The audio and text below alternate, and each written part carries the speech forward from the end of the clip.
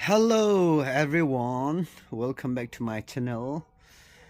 Tu ni khua hi good news. Christmas to le kum tha. Ahie to hlona. Koite Lhanghoiveng hi Inmun Hoitah Tah chul AMUN jong chamdel. Ahie in chilaya hi aman jong tamlo. Aman hi amasa chu 6 lakhs kiti ehin. Ewan Christmas to Newyear offer ahi 5.5 lakhs ala thei e. Chole upload size si ahi le 70 by 40 hin. Akicho cho kisi lau hildi he. Hung vevin lang nading le hung kicho un. Ti chu kai ne sa hi e.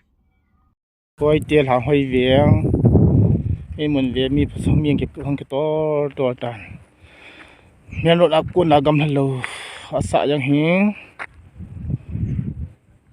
smart kid school ki chapang school kai nading skit yang la akoma khu Oracle college kham ki nin Olpam hospital naivel amsu ke nei yechun Inmun Tah Kiman Tah kapivin Christmas offer the Newyear offer jeng kaborvin nak hong vevin hong kid nak si lo du hi en hi Songpi chen lut digitin auto service yang sung direct alyang lut ding ticket le me yang ka kai pe de tan tu le to hi acheng nom yang mi phasa pi tan ticket le to ang area hu pa talian hi di hin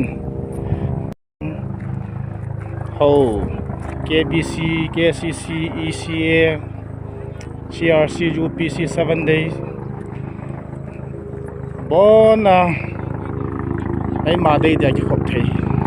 Skid la viang sunga wang chu sunga hi local charge khat lang hi ding jang le ay maday de na Kichoh ding Inmun jang zuri tiang le village authority act house act itu ba macam ay man zo de tay dan ta ko din sa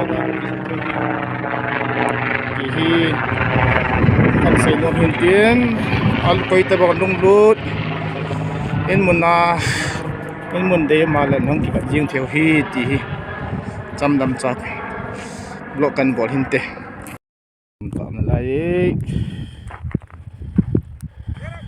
Ven 19 20 21 sivel ai ako ma mi chen dim set ai ti